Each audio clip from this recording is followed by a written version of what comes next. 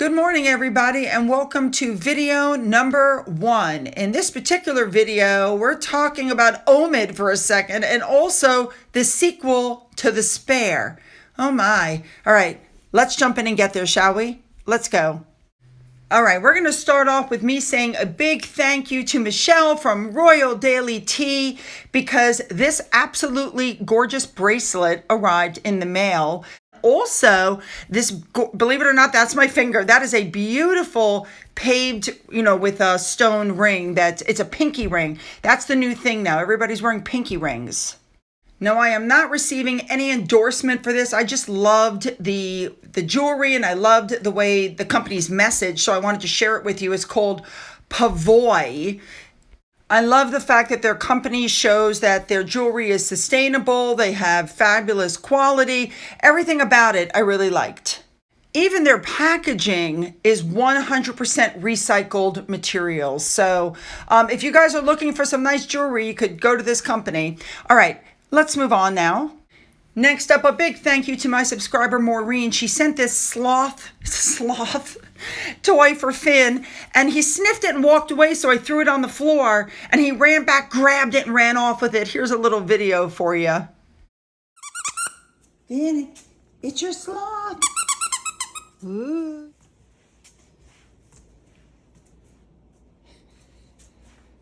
We like this sloth? Ooh. See, he loves these new toys. Just loves them. Especially that one squeaks. I don't know if he'll be able to make it squeak, but... She also included some primer that I wanted to try. These items, by the way, came off my Amazon wish list. So thank you, Maureen. All right, let's move on to our story for today. I'm going to touch on this first. Omid Scobie just announced that he's involved in a new TV show. And I'm really surprised this is happening, especially since I still feel like he should be sued for what happened with Endgame. On July 18th, Universal Television announced that it acquired the rights to turn Omid's upcoming fiction book, Royal Spin, into a TV show. Here's what it's about. Listen to this, you guys, and I'm quoting. With the British monarchy reeling from a wave of scandals, young American political Lorne O'Connell is plucked from the White House to breathe new life into the Buckingham Palace communications team and help end the royal family's streak of bad press. But in an institution steeped with tradition and strict protocol, change isn't easy or welcome. It turns out the royal household can be just as messy and confusing as Capitol Hill. So faced with never-ending culture clashes, displeased royal aides with intimidating titles, and risky new love interests, this fish out of water is determined to prove she's got what it takes and might even find herself in the process. Here's my prediction. It's going to be a big fat flop. Are you kidding? This whole thing is based once again on Meghan Markle. These people need to get a grip. Moving on. All right, let's move on to our next story for the day. This is what's being reported, that Harry is scrambling because the publishers, remember, Penguin Random House has a 4-book deal with Harry, and apparently they want to release another copy of The Spare.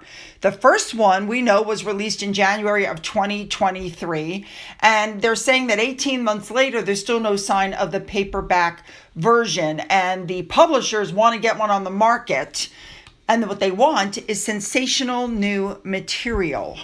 Now we know that according to Harry, in his own words, they took a lot of stuff out of the book, but there was plenty there for a spare part 2.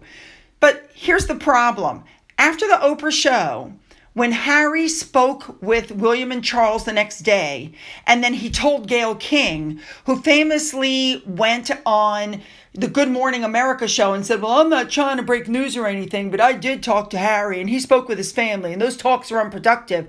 That was the cutoff point right there when the family realized that they could not speak to Harry, that everything they were saying was going to, come out in one way or another. So after that show, William has kept his family from saying anything to Harry, not Kate, not the children, nobody, because they know that Harry will put it in a book, put it on Netflix, do something. We know that since the book came out, Harry went for his father's coronation. Listen, if you want to know what's going on with the coronation, all you had to do was read Endgame. Remember, Omid held the book back to get that information from Harry to put out with the publisher. We've had King Charles's cancer diagnosis. Harry can't write anything about that because the family has made a point of not giving him any information. Catherine announced her cancer and chemotherapy. Again, nobody's talking to Harry, so he has no information. And Princess Anne was hospitalized with her head injury. So therefore, Harry is not privy to any of the behind-the-scenes information. That doesn't mean he won't make stuff up. Remember, when Charles was diagnosed with cancer, Harry flew into the UK. From the time he showed up until the time he saw his father and left, he apparently, they're saying, was in the room with his dad for a big 15 minutes. The Queen was in the room as well. Nobody is having private meetings with Harry, and I'm pretty sure they checked Harry for, wires and cameras and all this other stuff. And the next day, Harry flew home. Now, why did he do that? He did that for some content. He did it because he's trying to keep a hold of his family, because the next day he gave out some award in Las Vegas. So he knew he couldn't stay in the UK. So there was absolutely no need to fly all that way and fly home, except that he wanted some salacious headlines and some info for another book. Now, I'm having a hard time believing that Penguin Random House, this whole story about we need another book, because we know that when the book first came out, it supposedly broke records. However, we come to find out that's not true. It was actually a financial fail. The hardcover price of the book was cut by half. It was 50-60% before it even went on sale. Harry would have had to have sold more than twice the amount of books that he did just to earn back his advance. He only sold 1.2 million hardcover copies. But they did a lot of tricks to try to sell this book even more. Like Harry did an online therapy session with this guy, Matei. You had to buy another book. So even if you had a book, they were sending out another book. And then some people ordered a book and then they got 2 books in the mail. So, this is all the way that they do it. This is how they do things to try to say, oh, it's a bestseller, it's a bestseller. But the truth is, it wasn't. And just as a side note, that book was the most left behind book. They found it by pools. People would read it and just go, and, leave it behind. Also, this Dr. Matei had some serious backlash for what he did. This guy came out later on and claimed that he, quote, lost himself and neglected to follow his gut when he did the interview with Harry.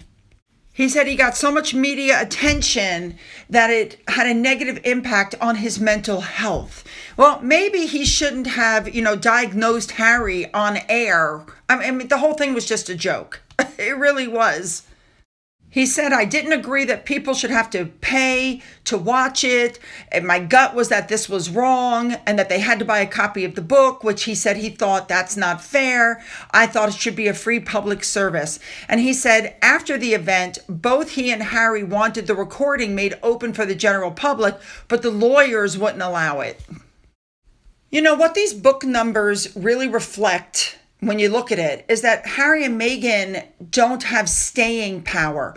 While everybody is so fascinated by them and obsessed by them, once the quote-unquote hot flare of interest is over, once the smoke, is gone, people just aren't that interested.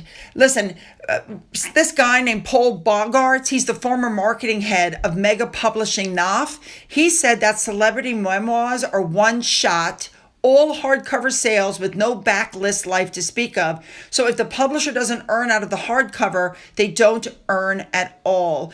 And some of the book people are saying that they have had to take back. It was the most traded in book of the year, besides the ones that were left at the poolside. And they had to put a limit on how many they could take because people were just throwing them back.